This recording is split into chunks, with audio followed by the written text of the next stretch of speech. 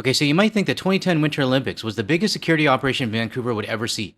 I mean, it cost us $900 million. And by the way, I'm in this crowd somewhere, but good luck spotting me because I don't even know where I am. But we just saw a preview of the FIFA World Cup coming to town, and the security presence is expected to be larger than the 2010 Olympics.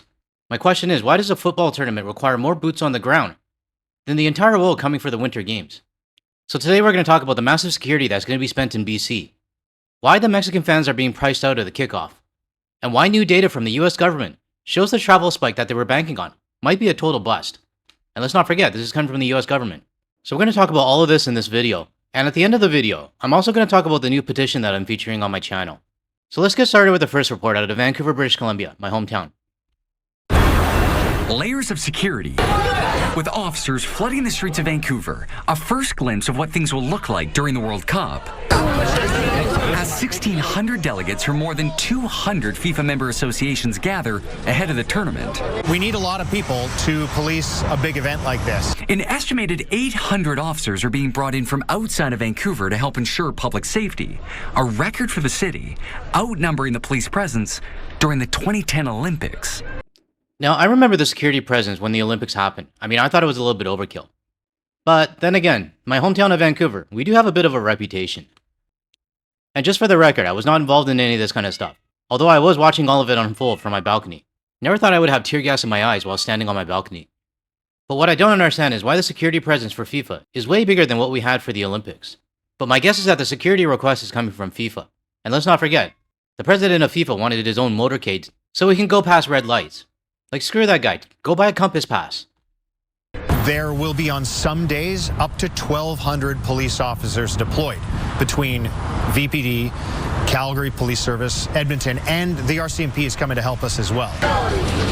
This comes as global tensions remain high amid the Iran-US conflict. Vancouver police say geopolitics is part of their risk assessment, and they'll be ready. So you're going to have VPD, the police from Edmonton, Calgary, and the RCMP, and then probably private security as well. All of this for 7 games in Vancouver, 2 group stage matches, and 2 knockouts. My question from my fellow Vancouverites, is it worth it? Because we're going to be the ones that are paying for this. But security is only part of the story. Getting into the downtown core, whether by car or SkyTrain, will come with challenges. On match days, fans won't be able to access BC Place through Stadium Chinatown or Yaletown Roundhouse stations. Instead, they'll need to get off at Main Street Science World, and transit service will be expanded to handle the surge. Yeah, I know I'm pausing a lot, but this is my hometown, and I have a lot to say about this. But the fact that they're not allowing people to get off the SkyTrain at Yaletown or Chinatown tells me there's going to be a lot of walking, and it also tells me it's going to be a nightmare. I mean, you're going to have to get off at Main Street, or else stay on the SkyTrain and get off at Granville. Neither of them are short walks, especially if you're older, or also have a disability. Sure, TransLink said they'll set up some shuttles or whatever, but my guess is that it's still going to be a bit of a mess. We know we need to do that to meet the capacity, and we've learned the best ways to do that as well. Leaving some locals cautiously optimistic about navigating the chaos. There could be some issues trying to get into some of the businesses that are within the perimeter. Not sure how that's going to play out. I do my homework. I've seen what they're closing down. Back inside the giant convention, FIFA's vice president, a Vancouver native, set the stage for the tournament that is about to hit this city, Toronto, and 14 others. We stand at a moment that comes but once in a generation. In just over 40 days, the World Cup arrives in North America. Now, as the city steps onto the global stage, the spotlight is bright and the pressure is on. Well, the pressure is definitely on for the FIFA organizers, the hotels, and anyone else who thought they could take advantage of FIFA for money. And it's definitely not turning out to be like 30 Super Bowls, like what my stupid mayor said. Mayor Ken Sims said it would be a tourism cash cow. Equivalent of probably 30 to 40 Super Bowls. But some feel the initial hype was a little overhyped. Yeah, it was definitely overhyped considering how things have turned out. And the orange guy and the way that FIFA handled this didn't help either. But you know what? I actually think that if Harris did win the election, there were no tariffs, there were no Middle East war or anything like that, I don't think FIFA would be under as much spotlight as it is right now. So yeah, there's about, 40 more days until FIFA World Cup. And I'm sure we're going to be hearing more out of Vancouver and Toronto as well. I'm actually really curious to see...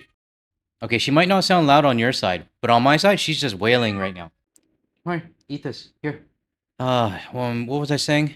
Oh yeah, What I'm actually looking forward to, well, not really looking forward to, but what I'm actually curious about is seeing what the budget is going to be for Toronto when it comes to security.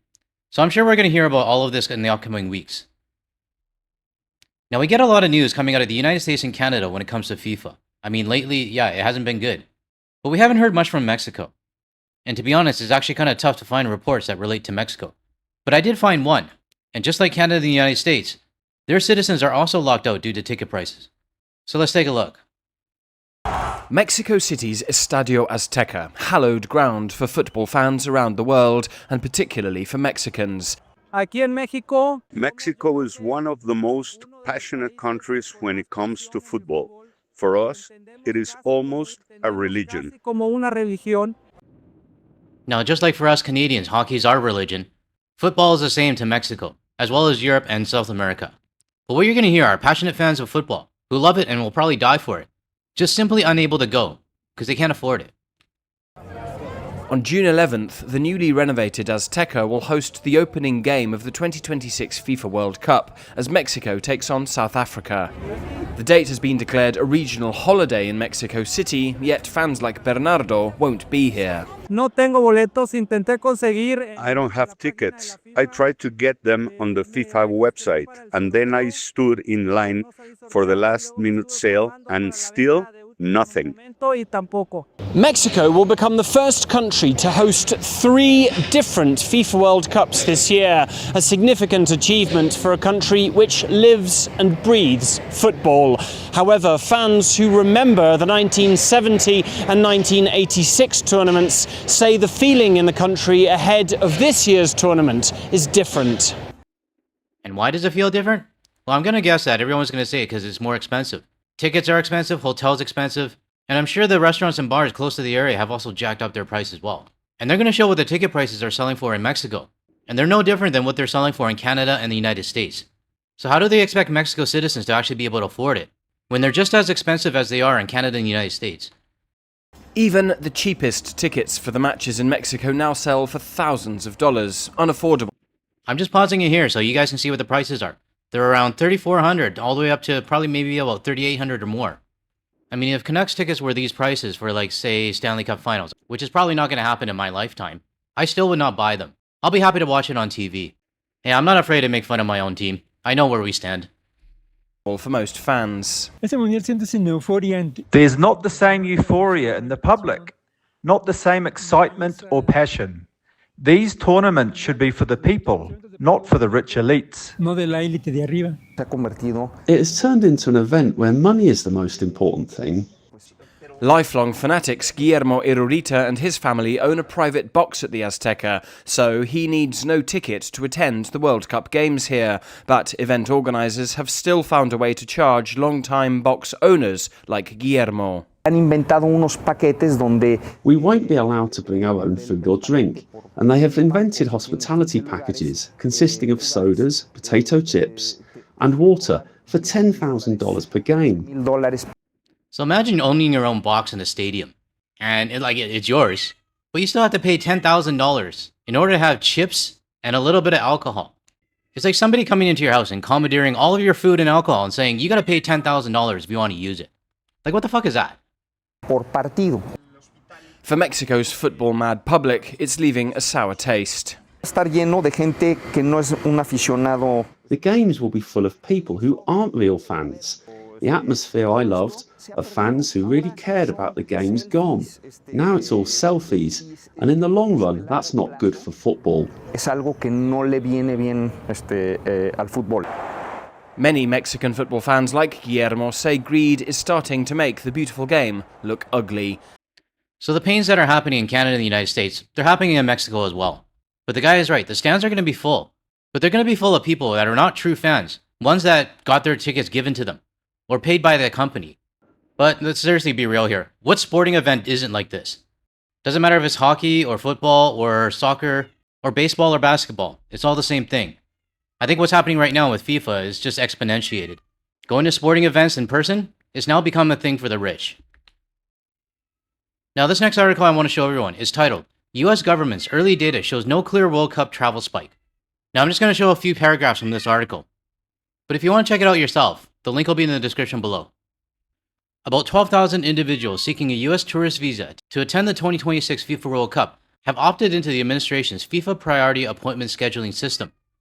I didn't even know that existed. According to a source familiar with the program, that figure, coupled with the Electronic System for Travel Authorization (ESTA) application data shared in a closed-door meeting last week, does not indicate a clear early surge in travelers for the US tournament. The government data also aligns with a commentary from hotel industry executives who say bookings to date have yet to meet lofty expectations for the competition. The FIFA PASS program, implemented in January, allows World Cup ticket holders to obtain an expedited visa interview, if needed. It applies to only travelers from these countries that do not participate in the US visa waiver program, which allows eligible visitors to enter without a visa interview. Okay, so this is a new data point that I didn't even know about, but it adds to the supporting evidence that FIFA might not turn out the way they wanted to. We already know that flights from Europe over to the United States during the FIFA event are down compared to last year, which they should be up if people are interested. We also already know that hotel bookings across North America, Canada, United States, and Mexico are also down as well. That big boom that they were expecting, it never happened. But now we have data that this FIFA Priority Appointment Scheduling System, that's supposed to make things easier for people to go to the United States, only has about 12,000 people who are registered. And that's like what, a quarter or a third of a stadium for one game? I mean, I would have expected this number would have been in the hundreds of thousands right now, if there was interest for it. Now, I'm not going to go into the rest of the article. I mean, you can read it on your own if you want. But they just go more into how, ESTAs can take only 72 hours. They're expecting a lot of last minute bookings and stuff like that. I mean, it is an article from the United States, North Carolina to be exact. So they do got to end it on a positive. But if you want to read the full thing yourself, the link will be in the description below. And the last thing I want to show, and many of you actually sent it over to me, the ACLU, which is the American Civil Liberties Union, has put a travel advisor on the World Cup. Now, this is a 6-page document with very, very small font, and with my reading, it would take a very long time. But I do want to read out some of the points that they do outline in case you want to read it on your own. These are some of the bullet points that they have mentioned in the advisory, and I'm pretty sure a lot of us are aware of them already. I'll just read some of them out.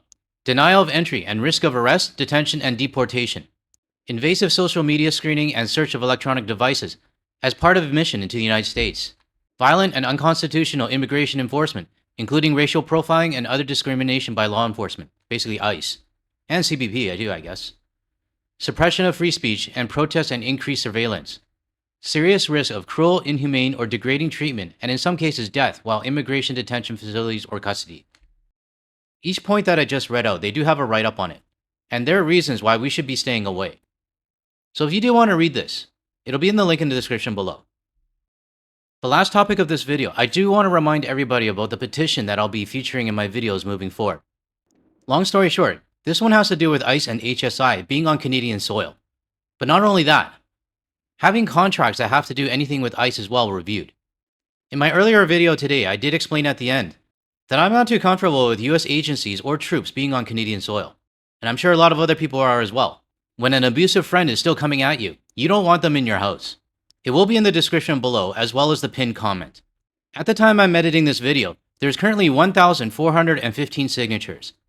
In the last petition that I was featuring on my channel by Jessica Fancy, we managed to help get that petition up to about 17,000 signatures.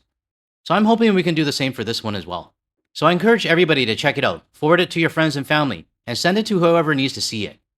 To close off this video, I would like to thank Jeanette for sending this photo from Sherbrooke, Quebec. I'm happy to see more people posting photos on the Garde de Leaf Hey Cafe page and sharing your area of Canada with everybody. So thank you, Jeanette, for sharing this with the community. Oh, one more thing before I sign off for this video. This upcoming Sunday morning for those of you back home in North America, and I guess that would be like my Sunday night, Wayne Smith and I will be doing a live stream for the community. And we'll be talking about all things tourism when it comes to cross-border and even international travel. So if you have any questions that you want me to ask Wayne during the live stream, you can send your questions to guardtheleaf@gmail.com, and I'll be happy to ask a question on your behalf. Now, of course, it's going to be a live stream, so we'll try to see if we can get to as many questions on the fly, but I think everybody knows that when you have live streams, the live chat goes a little bit crazy. So if you do have specific questions you want to ask, it would be highly advisable to send me an email. So again, my email is guardtheleaf@gmail.com. I'll be putting out a YouTube post with a confirmed date and time soon. So I hope to see everybody there. Okay, that's all I got for this video. If you found any value in anything I said today, or you want to hear more from a Canadian and international perspective without the US media bias, make sure you hit that like and subscribe button below. That way you're notified of my future videos. And if you want to see more of my future videos or any other ones relating to FIFA, Check out the ones that are going to show up on your screen shortly. Thanks everyone. I'll catch you in the next one.